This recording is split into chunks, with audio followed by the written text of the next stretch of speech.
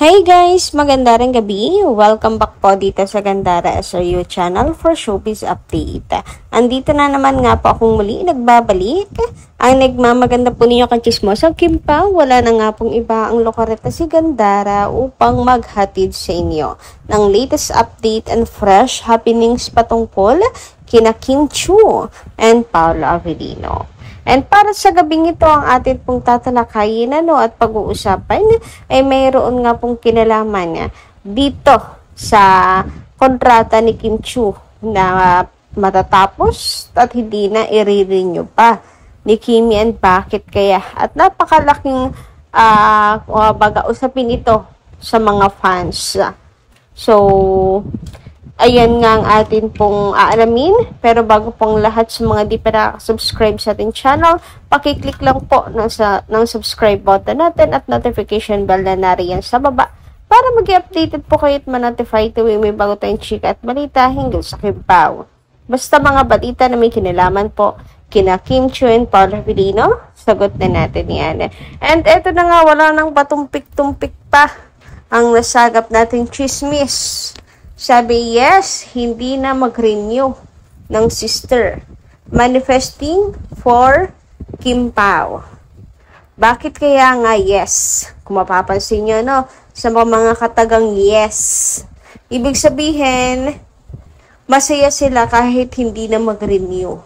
Bago, baliktad, Usually, gustong-gusto na mayroon pong bagong contract, ayan, pinahaba ang contract, may bagong endorsement. Ito, matatapos ng endorsement pero masaya. Baliktad talaga. And tingin niyo bakit? Well, ang kasagutan dyan is that eto po kasi ang isa sa reasons and isa sa pinaniniwalaan ng mga fans na reason kung bakit hindi umaamin ang Kim Pao. Maybe daw kasi sa contract, etc. Ganyan. Ang kontrata pong naiisip nila maybe sa endorsement ni Kimi, kagaya ng sister na bawal na may jowa siya or bawal ipalam na ganito, ganyan. Kaya mapapansin nyo rin sa dulo na manifesting for Kim Pao. Ito po yung interpretasyon natin hinggil sa post.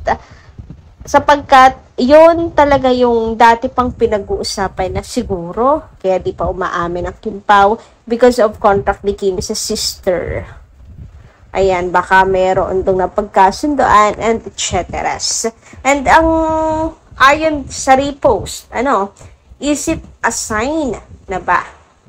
Ito lang yung non-renewal na pwedeng ikasaya ko. Bukod tangi daw. Ito yung ikasasaya. Kasi, sign na nga kaya to ng pag-amin ng Kim Pao. Bakit nga ba hindi na i-renew ang contract ni Kim sa sister? We know Kim na talaga yan, sub-sub sa trabaho. Sabi nga ni Kuya Bong, nalala nyo ba, nung kumuha si Kim ng international award, yung sunod-sunod talaga yung blessings ni Kim Chiu na inaanong sa Showtime and all, ganyan. Sabi ni Bong doon, hindi ko makakalimutan, na deserve yun ni Kim Chiu kasi diba siya yung hindi marunong humindi sa trabaho. Yes lang ng yes, hindi siya nag-no pagdating sa trabaho, kaya deserve ni Kim, napakasipag daw. Kaya ayun, napakasipag tao ni Kim, hindi nagno-no sa trabaho, pero bakit hindi nag-renew ng kontrata? Mapapaisip ka din. May malaking dahilan yan for sure. Dalawa lang naman yan May nag-offer na mas malaki or sinulot si Kim, mas malaki yung bayad, o di kaya pero ewan ko hindi naman yan sure. Pero yung isang maaring reason ay maaring mag-amin na ang Kim Pao. Ngayon, kailangan na lang nating subaybayan if this is a legit news. Malaking usapin talaga to sa mundo ng Kim Pao fans, sa fandom, because excited ang lahat sa pag-amin nila Kim and Paolo, and this is the sign na isa sa inaantay nila Ngayon, eto na nga kaya yon yung sign na iniintay na amin ang Kim Pao. Lalagay na kaya sa tahimik ang Kim Pao, kaya po hindi na nag-renew ng contract and all. Aamin na ba silang dalawa? Daming question mark. Diba? Pero nawa, magkatotoo.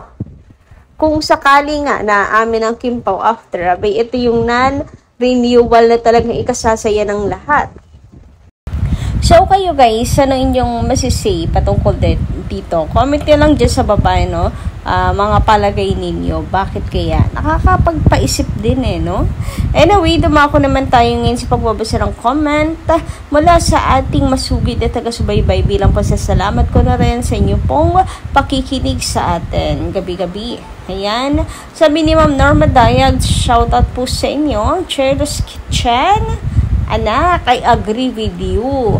You are all right in your comments. Dati nang kumikita at blockbuster yung pelikula niya. Gandara, hayaan mo na lang yung mga bashers. Andyan ang Diyos na nakikita sa lahat ng nakikita ang lahat ng nangyayari sa tao.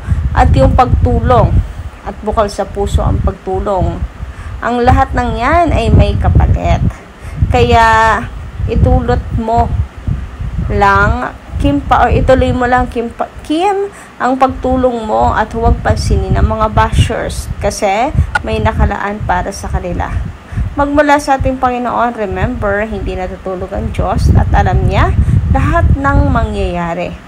Kaya Kimi, the more you give, the more you receive. God bless Kim Pao abundantly. Sabi naman dito ni Edith na doon sa Magandarang Gabi, shoutout po sa inyo, Madam Edith. Yes, it's true. Mayroon talagang may respeto si Kimi sa mga bagay na pag-aari ni Pao. Yan ang the best na ginawa ni Kimi. Never makikialam sa phone ni Pao. Totoo si Pao kay Kimi. Alam mo, Gandara, pag may awa, respect, understanding, especially may pagmamahal at kabutihan ng puso sa bawat isa. Yan ang sign na magkakatuluyan ang magjowa. Ang Kim Pao ay pinagtadhana ng may kapal. Si Kim sa family ni Pao, bet si Kim sa family ni Pao. Maski kami, botong-boto kami ni Kim. Yes, kung sino mang lalaking mamahalin niya sa buhay, approve din kami. Of course, kay Pao, kami generous na pagkatao si Pao. I think simple din si Pao. Malaking improvement ni Pao lalo na sa pananamit niya. Bumabata siya lagi sa pag-aalaga ni Kimi. In short, alagang Kimberly Shuyap Chu. Si Pao. Ay, happy kami. Uy, dahil sa Kim Pao, gumagaan ang feeling namin sa kanila. Pag makita namin sila, ay, wow, kilig to the max. Ewan lang, Gandara, bakit ngayon lang sila nagkatagpo? Sana noon pa. Well, okay lang, at least nandiyan Thank you and God bless more to them. Siguro kasi may mga dapat pa talagang pagdaanan, na pagsubok and lessons ng Kim Pao. Kaya medyo natagalan din yung pagtatagpo or pagkukross ng kanilang landas. I mean, dati naman na nag-cross yung landas nila, pero yung makatrabaho and ganito, getting to know each others and all, na nakikita natin sa kanila, may reasons din kasi wrong timing kung darating si Paolo with Sian pa, si Kim Chu, hindi talaga magkiklik, masisira pa yung pangalan ni Kim, masisira pa yung pangalan ni Paolo Wendol. So I believe na lamang din po in God's perfect timing. Alam niyo yun? Samantala, ayin naman kay Ma'am Rosemary Jano, nasa London sila Miss Gandara. May nagpa-picture sa kanila na sales lady. Ay, nung nasa London po ito, yung Kim Pao dati. Nag-shopping yung dalawa sa isang well-known daw na clothing line sa London. Tapos, nahiya daw tong sales lady magpa-picture sa kanila. Si Pao na daw ang nagsabi, gusto niya makipag-picture sa kanila. Ang bait daw ng dalawa. Kaya pala, Miss Durst na sa London, si Mama Jet. Ang bait naman, ano? Well, hiya sila. Ibig sabihin, kilalang kilala talaga kahit saan mang sulok ng mundo ang Kim Pao. Anyway, hanggang dito lang muna ating update. Thank you so much po sa inyong pakikinig. Kita-kits po muli tayo sa mga susunod nating chikas. Maraming salamat.